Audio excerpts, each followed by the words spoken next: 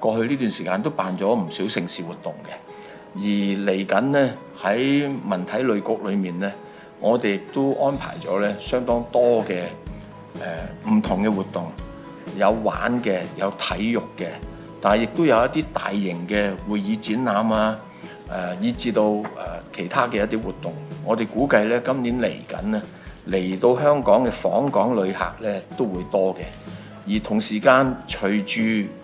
我哋嘅就業情況穩住落嚟，大家個收入有所增加，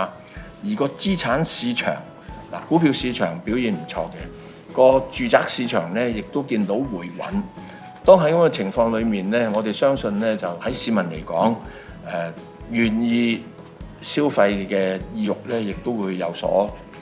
改善嘅。咁所以喺目前嚟講，我哋覺得雖然研究過，可能都未必係一個最合適嘅時間呢，去再推消費券相關嘅一啲政策。